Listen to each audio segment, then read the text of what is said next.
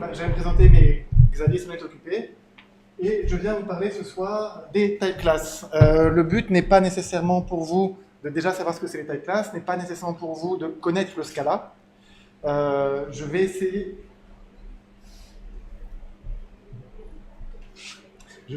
de inventer les type classes avec vous de A à Z, vous montrer comment c'est encodé en Scala. Alors en Scala parce que c'est le langage que je connais, mais ça s'applique à beaucoup d'autres langages, et vous allez voir que c'est relativement simple et relativement magique. Et le but c'est de démystifier la chose. Donc si vous avez des questions, si ça vous semble un peu obscur, parce que la syntaxe Scala peut être obscure que vous n'êtes pas habitué, n'hésitez pas à m'interrompre, à me poser des questions. Le but c'est que vous sortiez de là en ayant compris de quoi je parle, et non pas juste « Allez, ta classe, ça fait des trucs ». Donc n'hésitez surtout pas à interrompre, à poser des questions. Donc, le but de cette présentation, ça va être tout d'abord de vous montrer une type class, à quoi ça sert, pourquoi est-ce que ça existe, pourquoi est-ce que ça excite les gens, pourquoi est-ce qu'on en parle, et ensuite de voir la vraie magie qui va derrière, qui n'est pas nécessairement une type class toute seule, mais comment est-ce que les type classes se combinent les unes avec les autres, comment ça marche, et comment est-ce que ça peut écrire pour nous beaucoup de code gratuitement, et faire du code extrêmement simple, mais extrêmement puissant. Pour cela, ce qu'on va faire, c'est on va prendre l'exemple d'un parseur de CSV, et dans le cadre de cette talk, je simplifie beaucoup ce que c'est que du CSV. C'est une... Ah, vous arrivez à voir le code ou pas? Moyen, hein? Ça va être embêtant. Pour le code Scala, il passe ou pas? Le code Scala, il passe plus que le code CSV? D'accord, non. D'accord, c'est du Scala, vous ne comprenez rien, mais vous arrivez à le lire. Très bien. Du CSV, dans le cadre de cette présentation, c'est des lignes composées de cellules, où chaque cellule peut être... Alors, dans du CSV, c'est une string, mais on va essayer de le décoder dans les types un peu plus intéressants que des strings. Donc quand je parle de ligne, ça veut dire une ligne CSV, et quand je parle de cellule, c'est une des cellules dans la ligne. La première chose qu'on va faire, c'est qu'on va écrire un parseur CSV aussi simple que possible. Donc là, pour ceux qui ne savent pas nécessairement décrypter la partie syntaxique Scala, on définit une fonction par CSV, qui prend une chaîne de caractères, renvoie une liste de chaînes de caractères. Donc ça, c'est une ligne, et la liste outer list, la liste extérieure, c'est l'ensemble du fichier CSV. Donc on a une matrice de cellules. Le code est relativement trivial et complètement pourri. Pour la chaîne de caractères, on split sur les line breaks, et on split sur les virgules, et on obtient une liste de strings. On va passer complètement à côté du fait que ça ne marche pas sur tous les types de données CSV, que c'est complètement inefficace aussi bien en termes de CPU qu'en termes de mémoire, et que c'est unsafe, c'est-à-dire que si jamais c'est pas du CSV valide, ça va balancer des exceptions. Toutes ces exceptions sont vraies, mais ce n'est pas le but de cette présentation, et ça rendrait la chose trop compliquée. Donc on va simplifier, on va ignorer tous ces aspects-là dans le cadre de cette talk. Alors, première étape, on va définir une type class. On va commencer par inventer les type classes ensemble. Quand on travaille avec du CSV, dans le cadre de mon boulot, on bouffe pas mal de machine learning, on a énormément de gros fichiers CSV avec beaucoup de données numériques, quelque chose comme ça. Donc c'est des matrices de chiffres, et on a souvent besoin donc de parser ce genre de données et de les transformer en listes d'entiers, par exemple, pour pouvoir les balancer dans des modèles. Et quand on prend cette chaîne de caractères et qu'on la passe à une fonction par CSV, on obtient ce à quoi on s'attendrait, c'est-à-dire une liste de strings, où la première c'est la liste de 1, 2, 3, la deuxième 4, 5, 6, la deuxième 7, 8, 9. Ce qui semble pas mal. C'est un peu décevant quand même, parce que tout ça c'est clairement des entiers. Et on sait que c'est des entiers. On sait que notre fichier CSV ne contient que des entiers. C'est dommage de le représenter sous forme de string. On a des entiers, et en Scala, comme dans beaucoup de langages fortement typés, on aime bien quand on sait qu'un type est d'une... Xavier, le petit sourire narquois quand j'ai pas été fortement typé, tu peux voilà. Pardon? Vous entendez vraiment très mal au fond? Est-ce que vous entendez mieux comme ça? Sérieusement, tout le monde, c'est bon? Ça va très bien, continuons. Donc, c'est assez décevant d'avoir ces valeurs qui sont clairement numériques, le représenter sous forme de string. Donc le but du jeu maintenant, ça va être de voir comment est-ce qu'on peut transformer aussi dynamiquement possible tout cela en entier. La version naïve, et qui marche très bien, c'est quand on a notre liste de string, d'appeler la fonction map. Est-ce que tout le monde sait ce que c'est que la fonction map? Je considère que oui, mais peut-être que non, peut-être que quelqu'un... C'est bon? D'accord. Donc par CSV, nous envoie une liste de string. je map dans la liste de string, je map dans la liste de string, et chacune des cellules, j'appelle toInt, qui prend une string et la transforme en entier. Donc on obtient effectivement ce qu'on espérait, c'est-à-dire une liste de listes d'entiers, avec les valeurs attendues. C'est pas mal, c'est ce qu'on voulait. C'est un gros désavantage quand même, c'est que à chaque fois qu'on va vouloir parser du CSV sous forme de listes d'entiers, il faudra qu'on se rappelle comment on transforme une string en entier. Il va falloir qu'on map à la main à chaque fois. Il faut qu'on se rappelle exactement qu'on refasse à la main toutes ces opérations. Et en général, on aime bien abstraire sur ces notions qui sont vraiment pas intéressantes. Ça n'a aucun intérêt de dire j'ai une liste de string, je dois transformer en liste de print. J'aimerais bien pouvoir dire directement j'ai du CSV, donne-le-moi sous forme de liste d'entiers. Donc on va essayer d'aller un petit peu plus loin. Et en général, quand on commence à se dire c'est pas assez abstrait, j'aimerais bien abstraire un petit peu, le premier réflexe à avoir, c'est d'utiliser des fonctions anonymes. Donc là, on va transformer notre fonction par CSV, on va créer une nouvelle fonction qu'on appelle décode CSV. Le parseur par CSV, son boulot, c'est de transformer de la donnée CSV en un AST qui est une liste de string. Et la fonction décode CSV, elle rajoute en plus de ça le boulot de transformer notre CSV en un type intéressant pour nous. Donc comment est-ce qu'on fait ça? Décode CSV, elle ressemble beaucoup à ce qu'on avait avant. Elle prend une chaîne de caractères d'input et elle prend une fonction qui est capable de transformer une string en une valeur de type A, et elle nous renvoie une liste de A. Et elle ressemble beaucoup à ce qu'on avait juste avant, hein, c'est-à-dire qu'on appelle par CSV et on map sur chaque cellule et on applique F. Donc c'est mieux. Quand on appelle décode CSV en lui donnant notre input, qui est une chaîne de caractères, et en lui disant pour les entiers, bah, tu prends string et tu appelles toInt, c'est mieux qu'avant, on n'a pas besoin de connaître la structure qui est utilisée par notre parseur pour représenter une matrice CSV.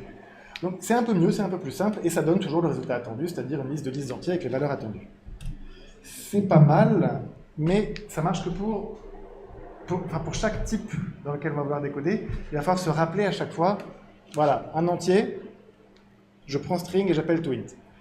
Et j'aimerais bien être capable d'abstraire sur cette notion. J'aimerais bien être capable de dire, bah, pour un type donné, je voudrais pouvoir déclarer d'une manière ou d'une autre que sur ce type-là, le comportement, au moins par défaut, pour le transformer, pour l'extraire d'une cellule CSV, voilà, c'est comme ça que ça marche.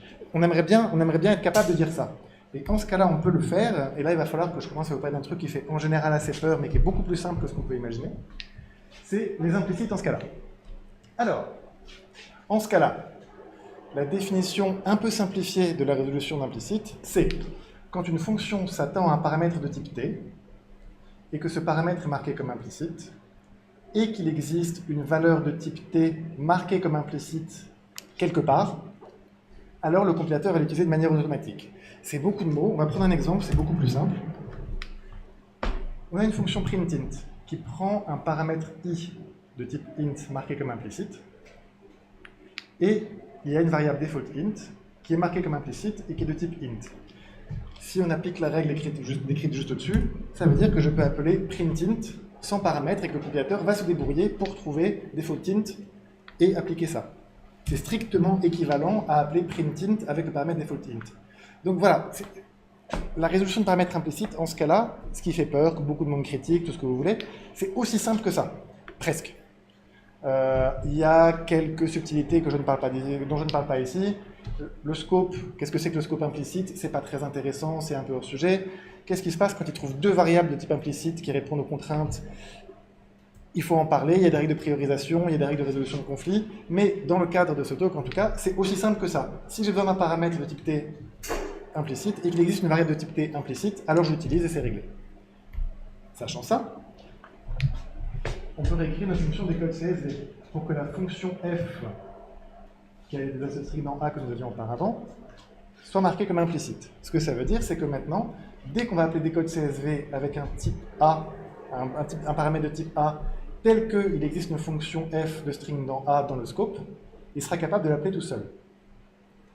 Nous déclarons ensuite une fonction string to int marquée comme implicite, ce qui nous permet d'écrire décode CSV en disant que le type paramètre A, c'est un int sur input, et il se débrouille pour faire toute la résolution implicite et sortir une liste de int sans qu'on ait eu besoin de connaître la structure dans laquelle est décodé un fichier CSV, ni la manière de transformer une string en entier. Tout cela a été géré pour nous. Voilà, est-ce que je vais trop vite? Est-ce que tout le monde comprend tout? Est-ce que tout va bien? Il ne faut surtout pas hésiter à m'interrompre. J'ai fait cette présentation une fois en Suède, devant une bande de Nordiques. Il n'y a pas un qui a parlé, pas une expression sur les visages. C'était impossible de savoir si les gens comprenaient ce que je faisais. Donc, si vous avez des questions, posez-les, s'il vous plaît. N'hésitez surtout pas. Moi, j'ai une vraie question. Ouais. Est-ce que, au-delà de ce que je suppose que tu vas montrer, parce que si tu en parles, ça a du sens, mais en fait, concrètement, à quoi ça sert les implicites quand on écrit une application? Alors, déjà, pour les tailles classes. Ok. Déjà. Et pour le reste, je préfère potentiellement répondre après ça, parce que c'est plein d'utilisations, certaines très mauvaises, certaines très bonnes. Tu vas avoir un certain nombre de réponses à ta question le long de ce talk. Et après, je pourrais te parler des trucs horribles que les gens font avec les implicites, parce qu'il y a des tas de trucs horribles qu'on fait avec les implicites aussi. Il y a des choses qu'il ne faut pas faire avec les implicites, mais j'ai pas envie de noyer le message. Ok, nickel. Mais garde ta question, repose-la moi à la fin, et là, il n'y aura pas de problème. Alors, il y a juste un truc qu'il faut quand même, pour ceux qui font du Scala, ils ont certainement déjà vu le problème, il y a un truc qu'il faut préciser ici, qui est problématique. J'ai déclaré une fonction implicite. Voilà, ça c'est une fonction implicite, une variable de type fonction, qui est marquée comme implicite. En Scala, c'est un gros problème. Pourquoi? Parce qu'en Scala, quelqu'un a une idée géniale de dire que quand le compilateur s'attend à trouver un type S, trouve un type S là où il s'attend à trouver un type T, mais qu'il existe une fonction implicite de S dans T, il va l'appliquer pour vous. Ça s'appelle la conversion implicite. C'était certainement une très bonne idée à l'époque.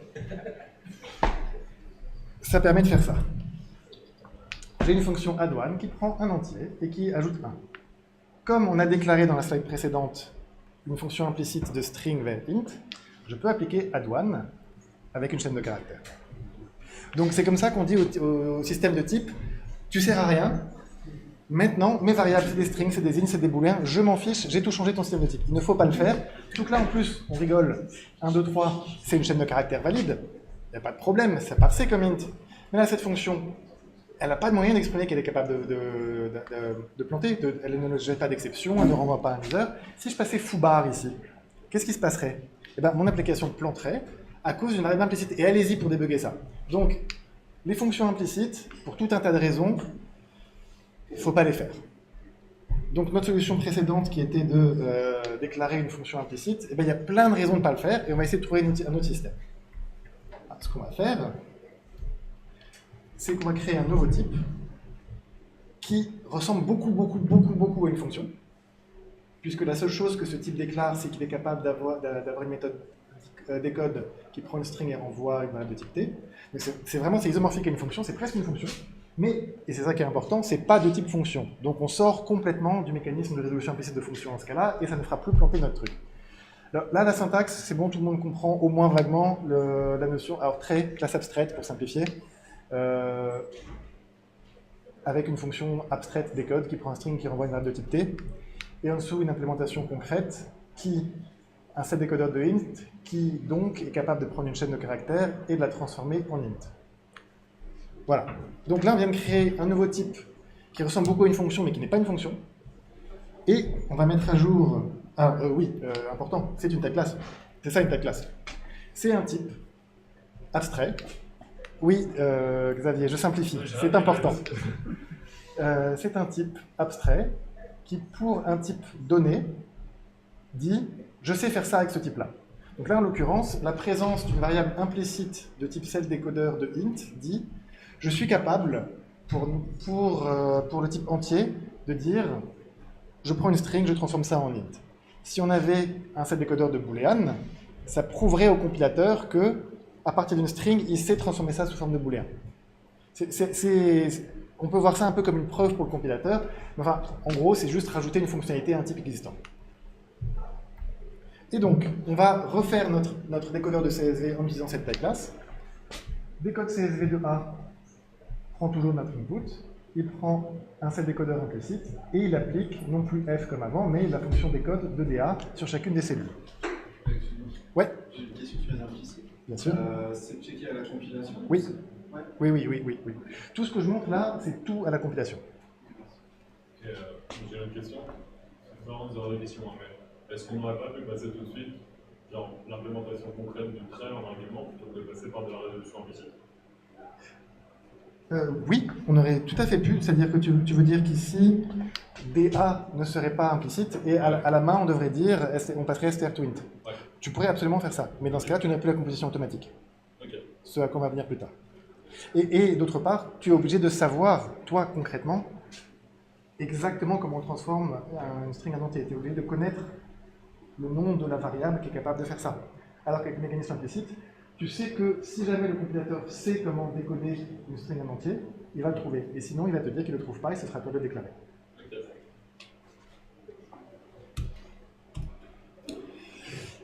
Un truc qui est important à réaliser, je ne sais pas s'il y en a parmi vous qui ont bouffé de l'objet, du Java, mais ce qu'on vient de faire, c'est qu'on a le type int et on lui a rajouté un nouveau comportement, une nouvelle fonctionnalité sans y toucher, malgré le fait que int soit final.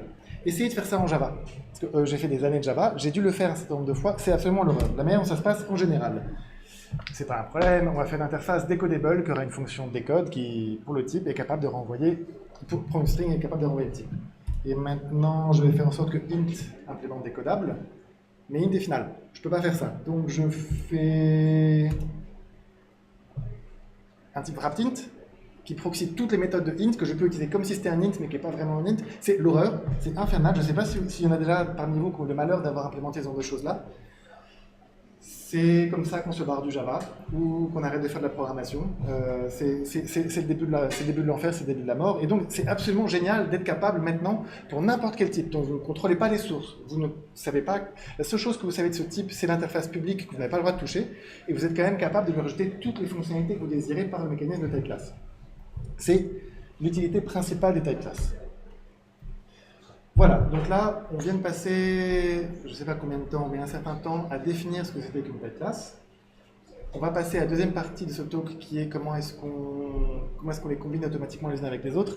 Avant ça, est-ce que vous avez des questions sur ce qui vient de se dire? Parce que c'est important de comprendre ça pour le reste. Tout le monde est OK? Très bien. Donc maintenant, je vais vous montrer la partie véritablement magique des type classes. C'est comment est-ce qu'elles se composent de manière implicite pour que vous n'ayez rien à faire. Jusqu'à présent, on a travaillé sur des fichiers CSV qui contenaient de la donnée homogène. Toutes les cellules avaient le même type. En vrai, c'est rarement le cas. Souvent, on a des fichiers CSV dans lesquels, là, vous pouvez voir, la première colonne, ça a une bonne tête d'entier, la deuxième colonne, ça a une bonne tête de string, et ça, ce qu'on a écrit jusqu'à présent, des codes CSV, est parfaitement incapable de le faire, puisqu'il est capable de travailler qu'avec des listes de A, donc qu'avec un seul type. Ça, on aimerait bien le décoder sous forme du tuple, du couple int-string. On ne sait pas encore le faire. Ce n'est pas un type homogène pour les cellules, mais ça se fait très bien. On vient d'inventer les type classes, on va les réutiliser. Plutôt que d'utiliser un self-décodeur, maintenant, comme on veut transformer un row, une ligne, en un type donné, ben on va faire une type class qui est capable de prendre une ligne et la transformer en un type. Donc, on écrit notre type class row-décodeur qui, pour une ligne CSV, est capable de renvoyer une valeur de type T. Et maintenant, des codes CSV, on la met à jour. Plutôt que de prendre un self-décodeur, elle prend un row-décodeur et nous renvoie une liste de A. Prenez un exemple concret. Oui, non, d'abord, on va faire un tout petit peu de boilerplate pour que le reste soit un peu plus agréable à lire. C'est juste des fonctions helper pour créer facilement des self-décodeurs et des row-décodeurs. Le code n'a aucun intérêt, c'est pas la peine de vous prendre la tête dessus, mais ça transforme une fonction en un self-décodeur ou une fonction en un row-décodeur. Et on va déclarer un certain nombre de self-décodeurs pour le type int, pour le type float, pour le type string et le type boolean. L'implémentation est triviale, elle est là. Et voilà, maintenant qu'on a déclaré tout ça, oui. Je suis désolé de t'interrompre, c'est plus une remarque qu'une question. Bien sûr. Les gens qui disent ça en général, c'est mauvais signe. Il me semble qu'à partir de scala 2.12, on peut le faire automatiquement, ce que tu viens de montrer là, avec une syntaxe similaire à celle de Java 8. Avec les... Comment Single abstract method. Oui, on peut absolument faire ça avec des SM. Alors, petit 1, quand j'ai écrit ça, les SM, il ne peut pas. Et petit 2, en vrai, les SM, ça a des avantages de quand on ne les connaît pas, c'est magique. Ouais. Et donc, là, au moins, c'est explicite. Mais tu as complètement raison. Ça s'appelle comment? Le semi-abstract method? Single abstract method. Single abstract method. L'interface avec une seule méthode abstract peut être implémentée par une lambda. Quand tu déclares une lambda, mais qui s'attend à cette interface, alors le compilateur est capable de transformer ça. C'est le langage. C'est ça, ouais. Ça s'appelle aussi interface fonctionnelle. Ok. Bien, on va maintenant Ça représente une fonction. essayer de faire notre premier raw décodeur du couple int-string.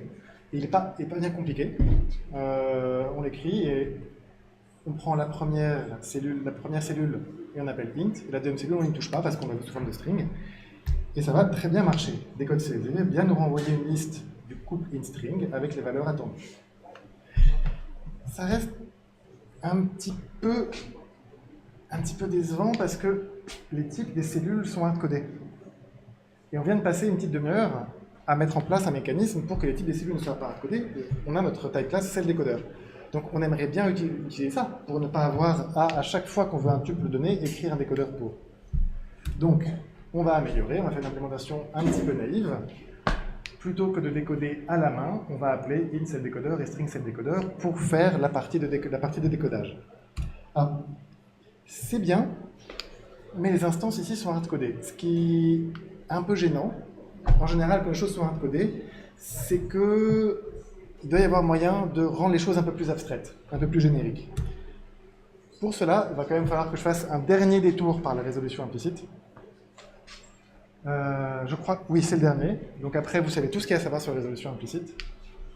Quand le compilateur cherche une valeur implicite de type T et trouve une fonction qui prend un paramètre de type, qui retourne une valeur de type T, que le compilateur est capable d'appeler et qui est marqué comme implicite, alors il va l'utiliser automatiquement. Concrètement, ça veut dire que ici, la fonction printfloat prend un float implicite. Le compilateur va chercher, quand on appelle printfloat sans argument, une variable de type float marquée comme implicite ou une fonction marquée comme implicite qui renvoie un float.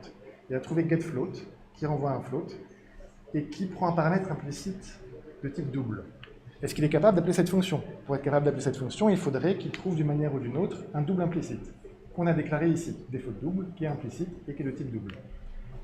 Et donc, ça lui permet, quand on appelle printfloat, de faire ce que le compilateur va générer pour nous le code suivant, printfloat de getFloat de default double. Il va se débrouiller pour remonter toute la chaîne et écrire tout ce code qui est trivial à écrire, qui n'est pas très intéressant et qui simplifie un peu.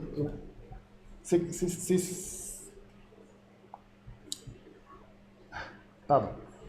De cette manière-là, on peut donc avoir des fonctions marquées comme implicites, ce qui était quelque chose dont nous avions besoin pour notre décodeur de couple, puisque avant, alors on va retourner sur la slide d'avant pour que ce soit un peu plus clair. Ici, notre décodeur de couple, c'est une valeur, c'est pas une fonction, donc ça ne prend pas de paramètres. On aimerait bien que set décodeur et string set décodeur soient passés en paramètres, on ne peut pas, parce que tuple est une fonction. Mais donc, grâce à ce qu'on vient de voir ici, on voit qu'on peut définir des fonctions implicites, et réécrire tuple décodeur de cette manière. Il prend en paramètre deux variables implicites, un décodeur de int, un décodeur de string, et il les utilise dans son implémentation comme tout à l'heure. La seule différence, c'est que maintenant, au lieu de hardcoder string décodeur et int décodeur, on les reçoit de manière implicite. Ça marche toujours aussi bien. Et il y a un dernier truc, c'est que int et string, ils sont hardcodés, mais on s'en sert pas. On ne se sert pas du fait que le premier ce soit un int et du fait que le deuxième ce soit un string. On n'a rien à faire de leur type. On a besoin de déclarer un type, mais on se fiche de ce que c'est que ce type. Ben dans ce cas-là, on en fait des paramètres de type. On réécrit juste en remplaçant int par a et string par b. Et maintenant, on vient de décrire un décodeur de couple pour n'importe quel type a et n'importe quel type b qu'on sait décoder à partir de CSV. On a déclaré un peu plus tôt des décodeurs de cellules pour int, float, boolean et string. Là, ça veut dire que juste avec ça, gratuitement, on a un redécodeur du couple int, un redécodeur du couple int string, int double, int boolean, string, int, il y en a beaucoup. On vient de les avoir tous gratuitement, quels que soient les types A et B. On n'a pas besoin de connaître les types A et B. Tout ce qu'on a besoin de savoir sur ces types A et B, c'est qu'ils ont une instance de ces décodeurs dans le scope. Continuons pour montrer à quel point ça compose loin.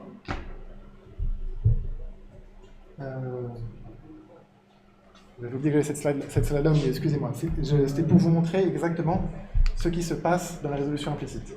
Donc, quand on appelle décode CSV en disant qu'on veut que ce soit décodé sous forme de couple float string, le compilateur va chercher une instance de redécodeur du couple float string. il trouve le tuple décodeur qu'on a écrit précédemment, il va essayer de l'appeler, voir s'il peut le faire. Donc il transforme le code en décode CSV de input et de tuple décodeur de float string. Tuple décodeur de float string, pour être capable de l'appeler, le compilateur a besoin d'avoir un set décodeur de float et un set décodeur de string, ce qu'il a. Et donc, en fait, cet appel ici, dans lequel tout ce qu'on fait, c'est qu'on lui dit voilà mon CSV, voilà les types que j'aimerais avoir en retour, le compilateur se débrouille pour générer tout ce code-là, qu'on aurait très bien pu écrire nous-mêmes, mais on n'a pas eu à l'écrire, et le code que j'ai pas à écrire, c'est celui dans lequel il y a moins de bugs, et ça peut être n'importe quel type. Pour continuer un petit peu dans la même veine, en CSV, parfois, pour ceux d'entre vous qui bossent du CSV, vous savez que régulièrement, on va se retrouver avec des cellules qui n'existent juste pas. Parfois, la donnée n'est pas présente. Là, la première colonne, l'entier de la deuxième cellule n'est pas présent. En ce cas-là, on représente ça avec le type option. Option, c'est un peu comme le maybe, enfin exactement comme le maybe de Haskell ou l'optional de Scala.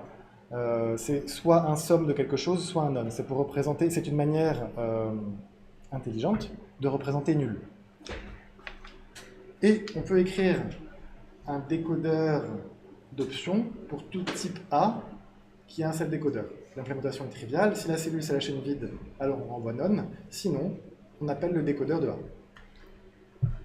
Ce qui nous permet d'avoir gratuitement et sans se poser plus de questions, de dire que je voudrais décoder du CSV sous forme de tuple, option de int et string. On peut refaire la petite combinatoire de tout à l'heure. On en avait beaucoup avec les int, string, string, int, int, boolean. On a la même chose avec les options. Maintenant, on a option de int, option de int, option de int, int, option de int, et toutes les autres combinaisons.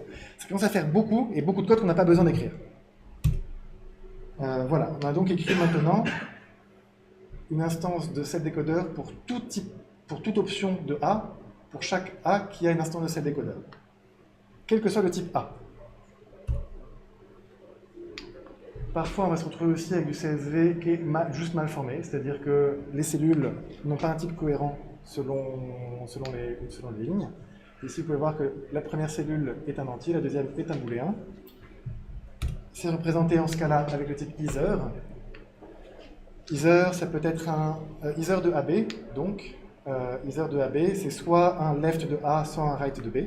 Ça nous permet de représenter le fait qu'une valeur peut avoir deux types potentiels. Et l'implémentation d'un set décodeur de either de AB est relativement simple, même si honnêtement très moche ici, il faut la faire plus proprement.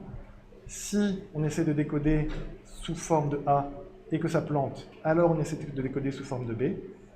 Si jamais le premier a marché, on a un left de A. Si le deuxième a marché, on a un right de B. Si on n'a aucun des deux qui a marché, ben on a rien. Et maintenant, notre input de tout à l'heure, on dit juste à des codes CSV que la première cellule de chaque ligne, c'est soit un entier, soit un booléen. Et il se débrouille avec, et il nous renvoie effectivement sur la première ligne un left de 1, et sur la deuxième un right de 3.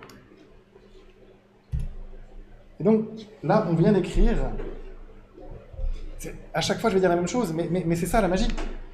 Pour tout type A et B, tel que A et B ont tous les deux un set décodeur, on vient d'écrire un set décodeur de either de A et B, pour tous ces types A et B. Si vous faites votre nouveau type à vous, IP adresse par exemple, et que vous êtes capable de dire voilà, je veux écrire, voilà un set décodeur de IP adresse, et ben, d'un seul coup, vous êtes capable de décoder n'importe quel CSV en disant voilà, ma première colonne c'est une IP adresse et de se débrouiller avec, sans que vous ayez besoin d'écrire quelque code que ce soit autre qu'un set décodeur. Après, on peut commencer à faire n'importe quoi. Là, par exemple, la première colonne, c'est une option, c'est-à-dire c'est une valeur qui est soit pas là, soit un entier, soit un booléen. On l'a déjà, notre set décodeur de option de either de in booléen. On a une set décodeur de option et un set décodeur de either. Ça va composer implicitement. On n'a pas besoin d'écrire plus de code que ce qu'on a déjà écrit. C'est déjà supporté. Ça devient lisible. Hein. C'était pas très lisible avant, là c'est encore pire. Mais sans aucun problème, le compilateur est capable de générer tout le code nécessaire pour transformer votre chaîne de caractères qui est du CSV en une liste de couples de options de either in booléen et de string. Ce qui s'est passé par contre, c'est que jusqu'à présent, au tout début de la présentation, on travaillait avec des collections de type homogène, des listes. Et là, on travaille maintenant juste avec nos tuples, et on n'est plus capable de décoder ce qu'on avait au tout début. On n'est plus capable de décoder sous forme de liste d'entiers. Eh bien, c'est pas compliqué, on va écrire un row décodeur de liste de A pour toute A qui a un set décodeur. Là, le code est particulièrement abominable. Je ne vais honnêtement pas vous l'expliquer parce que ça utilise une grosse verrue de Scala qui est can build from. Ça disparaît dans la prochaine implémentation dans Scala 3, ou même un peu avant, avec 2.13. Donc on ne va pas regarder ça parce que c'est quelque chose qui pourrait vous faire penser que Scala, finalement, c'est pas génial. Ça disparaît.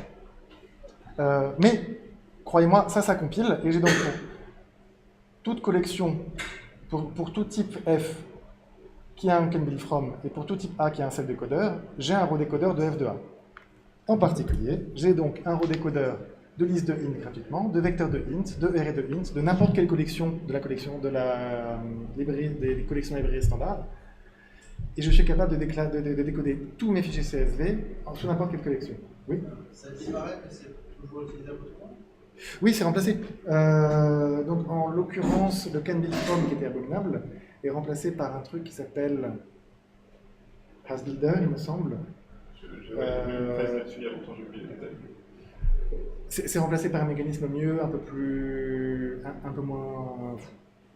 Là, can build from, on en parlera après si tu veux, je te montrerai à quoi ça ressemble can build from.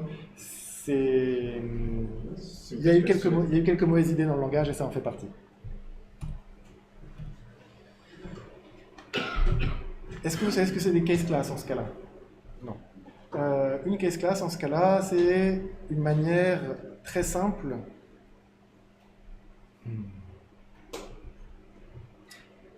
Alors, en Java, quand vous voulez écrire un type qui est de la donnée pure, qui a par exemple un champ entier, un champ string, un champ booléen. Si vous voulez le faire en Java propre ou en OOP propre, vous déclarez vos trois champs, vous déclarez un getter, vous déclarez un setter, vous déclarez la méthode hashcode, vous déclarez la méthode equals, il y a plein de code à écrire. Une case class, en Scala, pour simplifier, on lui dit juste voilà les champs et ça fait tout ce boulot pour vous. Vous aurez votre getter, vous aurez votre setter, vous aurez votre hashcode qui sera implémenté de manière légale, vous aurez votre equals qui sera implémenté de manière légale. C'est juste une manière beaucoup plus confortable d'écrire des types de données brutes. On pourrait écrire un row décodeur pour les case classes, ça se fait très bien, mais c'est la prochaine présentation. Là, si je devais parler de ça, on en aurait encore pour 1 heure, donc vous aurez l'heure après. C'est utiliser une librairie qui s'appelle Shapeless, qui est absolument merveilleuse, absolument incompréhensible, et que vous allez voir juste après. Donc c'est hors sujet. Hop.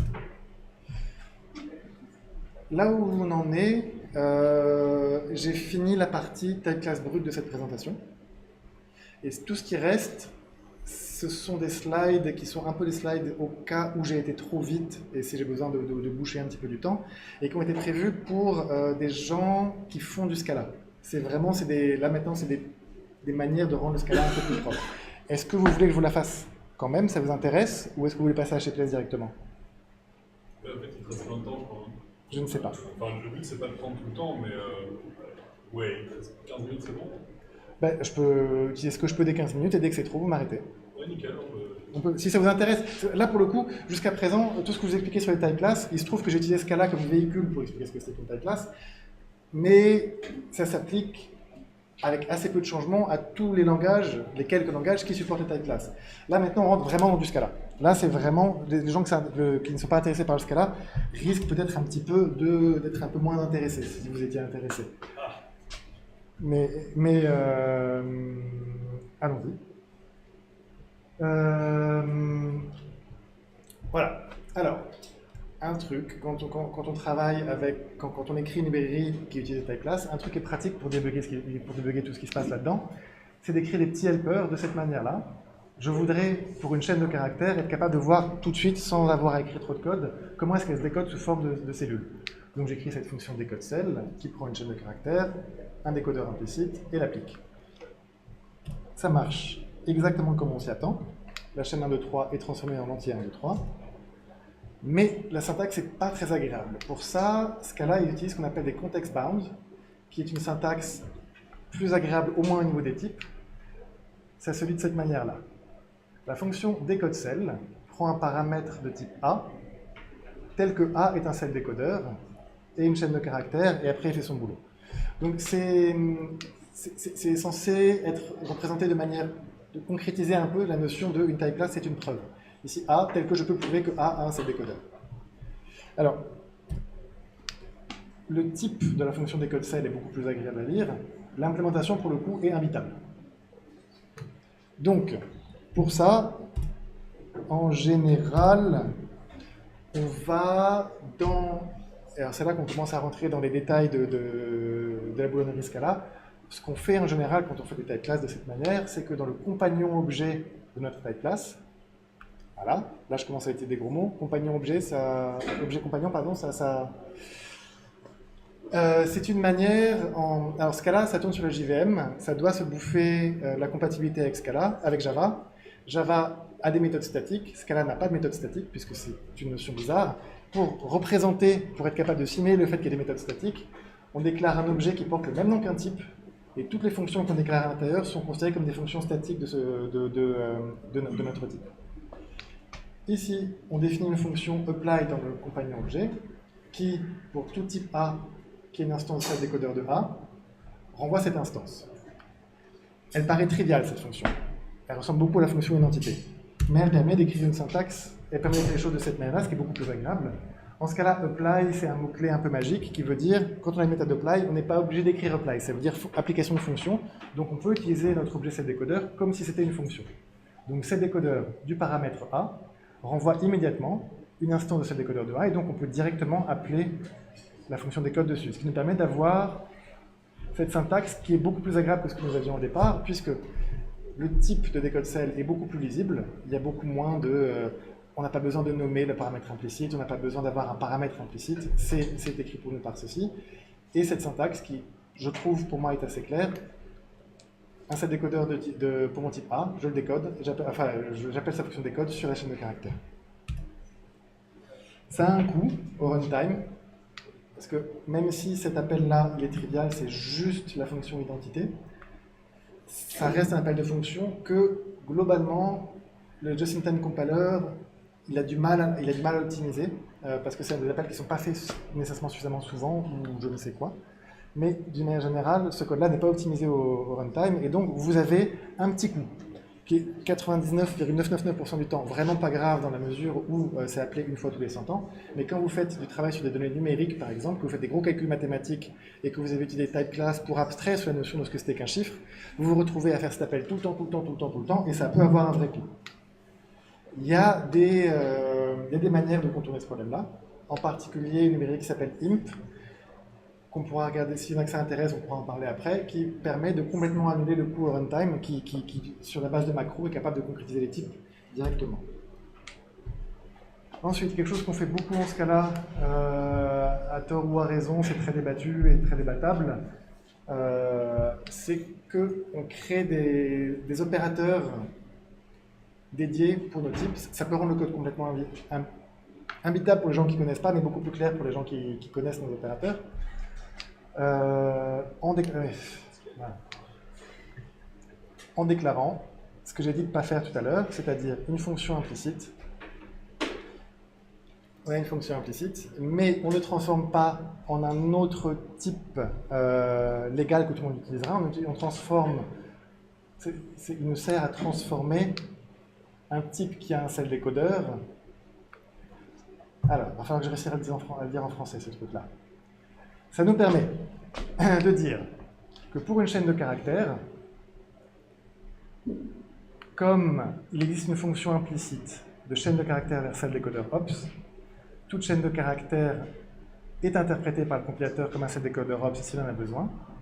setDecoder ops offre la méthode decodeCell qui, avec notre type class, est capable de décoder des cellules. Ce qui nous permet, une fois qu'on a déclaré ça, d'écrire le code de cette manière-là. Ce qui est plus agréable, plus facile à lire quand on sait ce que c'est que decodeCell, qui a le problème que le type string, il n'a pas de fonction decodeCell. Et quand vous allez chercher dans la doc cette fonction, vous ne la trouverez pas, elle n'existe pas. Et si vous n'avez pas un IDE ou un Emacs bien configuré qui est capable d'explorer le code pour vous, ça peut faire du code complètement mystique. On ne sait pas d'où viennent ces fonctions, on ne sait pas d'où viennent ces méthodes, on ne sait pas ce qu'elles font, on ne sait pas pourquoi. Donc, c'est très populaire, mais en même temps, personnellement, je recommande de le faire au strict minimum parce que là, c'est très clair ce qui se passe, mais quand votre opérateur il s'appelle inférieur plus supérieur, ça peut devenir d'un seul coup beaucoup plus mystique.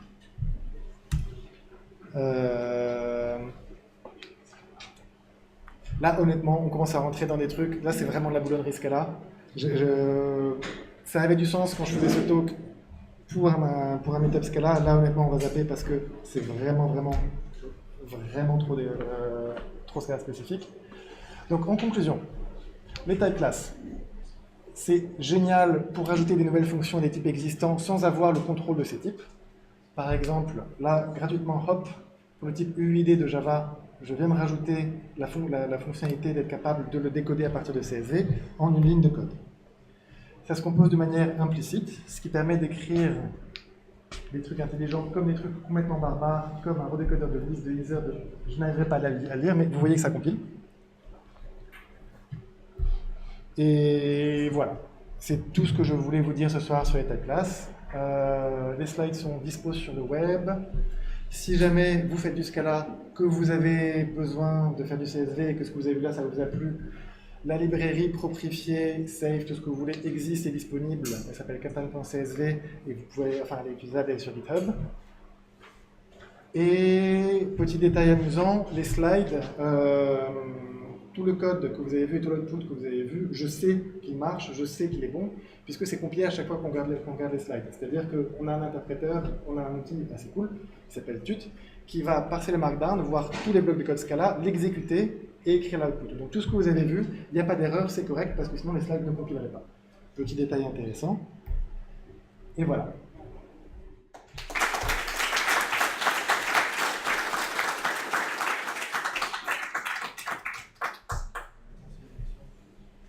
Ah oui, pardon, excusez-moi. Est-ce que vous avez des questions?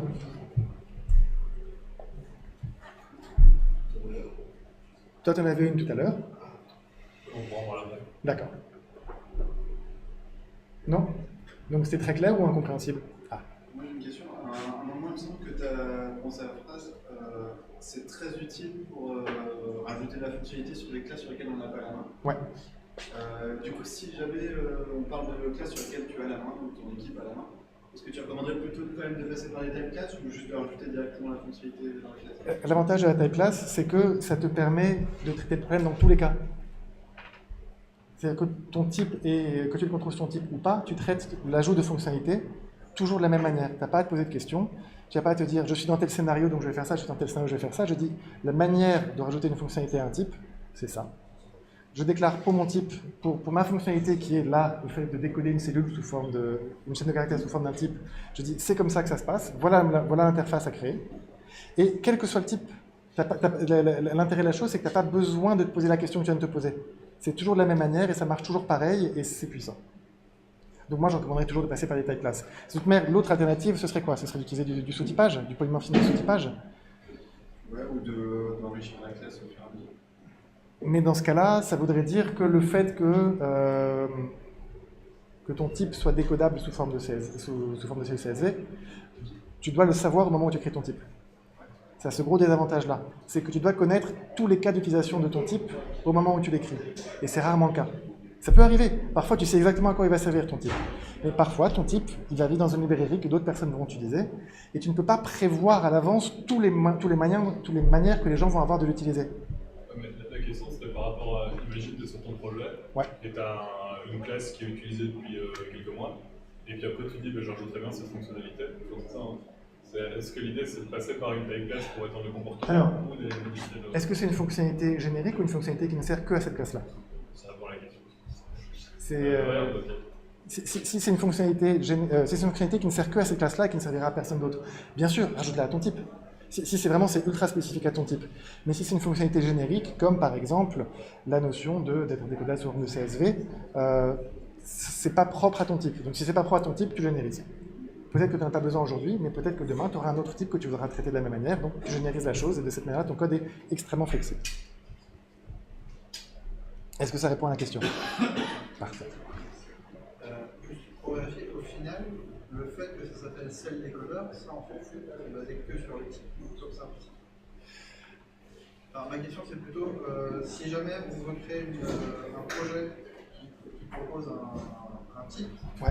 Enfin, qui permet d'utiliser un type dans plusieurs projets, si on veut le rendre compatible avec Cantal CSV, on a juste à rajouter une implicite de ce type-là, enfin de string vers ce type-là. Et ce sera. Alors, tu vas pas rajouter une implicite de string vers ce type-là, parce que ça, ce serait une fonction implicite. Et on a dit que c'était pas bien. Mais oui, absolument. Mais tu n'as pas besoin de savoir que ça s'appelle set décodeur. Tu as un peu besoin quand même, parce que tu vas devoir écrire set décodeur quand tu vas déclarer ton type. Imaginons que tu aies créé ton type qui s'appelle, je sais pas moi, URL. Et que tu as envie de rajouter un set décodeur de URL. Quand tu vas déclarer ta variable implicite de type set décodeur de l'URL, tu vas quand même déclarer le type. Donc tu vas déclarer set décodeur de URL égale. Tu as quand même besoin de savoir le nom du type. Mais après, tu l'utilises plus. C'est juste quand tu déclares ton type URL, tu dis, et puis voilà la valeur implicite de type set décodeur de URL. Mais du coup, s'il y a un projet qui doit être compatible avec un CSV, il doit le savoir. Ou alors il ajoute l'implémentation de la variable implicite plus tard. Ça n'a pas besoin d'être dans ton type, cette fonction, cette variable implicite. Oui. Donc tu rajoutes plus tard. C'est comme ça que alors dans le cas de Quentin CSV, dans le cas de beaucoup de librairies qui travaillent sur la base de ta classe, tu vas avoir souvent une couche de compatibilité avec toutes les grandes librairies très utilisées dans le monde Scala. Donc, voilà, pour Enumeratom, voilà toutes les implémentations pour Shapeless, voilà toutes les implémentations pour Scala Check, voilà toutes les implémentations pour Captain, voilà toutes les implémentations pour tout ça. Donc oui, tu as besoin d'écrire le code, mais tu n'as pas besoin de le mettre dans ton type. C'est ça la flexibilité.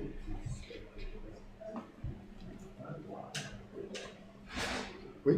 Ok. D'autres questions? J'en ai une. Ouais. Pourquoi ça s'appelle les tailles classes? Parce que ça semble quand même assez différent des tailles classes de Haskell. Dans le sens où, dans la définition de la fonction, on peut dériver plusieurs types habitants dans la taille classe, ce qui est impossible en Haskell. Plusieurs types habitants dans? En gros, ce qu'il y a, c'est que dans une fonction Haskell, quand on utilise une taille classe, Ouais. on la fixe, et on n'a pas de règle. Alors, c'est pas du sous-typage, je sais pas comment ils font avec leur méthode implicite, mais je pense que c'est plus des modules implicites que des classes de type. Non, ça marche. À ce niveau, il y a des grosses différences, c'est que la manière dont ça marche en Haskell, tu as complètement raison, mais pas celle-là. En Haskell, si jamais. Enfin, tu pourrais écrire, et je pense qu'elle existe, la librairie Quentin CSV en Haskell, de la même manière, en disant que si j'ai un type qui a une instance de cette décodeur et un type, une fonction qui est capable de prendre une c'est-à-dire qui est capable de créer un raw décodeur pour toutes les listes de A qui ont cette décodeur, tu peux l'écrire en Haskell, ça. Ça compose de manière implicite en Haskell. La grosse différence qu'il va y avoir avec Scala, c'est qu'en Haskell, il peut y avoir une variable de type implicite pour un type donné, point barre. Ça, c'est l'énorme différence. Ouais. Donc pour un type donné, tu as la preuve de l'unicité de l'instance de classe, ce qui est dans certains cas absolument génial, dans certains cas un peu moins flexible, un peu relou, c'est leur sujet, mais c'est ça la grosse différence entre les deux en fait. Mais par contre, en Haskell, ça se compose aussi de manière implicite. Non, mais ça, c'est de la même manière. Non, mais souvent, bien sûr, parce que ce que je voyais, c'était pas à l'usage, c'était plus la manière dont c'était réalisé. C'est quoi, toi, quand même, choisi une classe de type? Parce que enfin, pour moi, à part cette notion de non-unicité, ça a toutes les autres propriétés d'une classe de type et ça marche de la même manière que les classes de type en Haskell, à part cette propriété de non-unicité. Ok. Comme le module implicite. Ça, je ne sais pas. Ça, je ne sais pas du tout. Ok. Merci beaucoup. Derrière. T'as encore des questions? Je passe la main.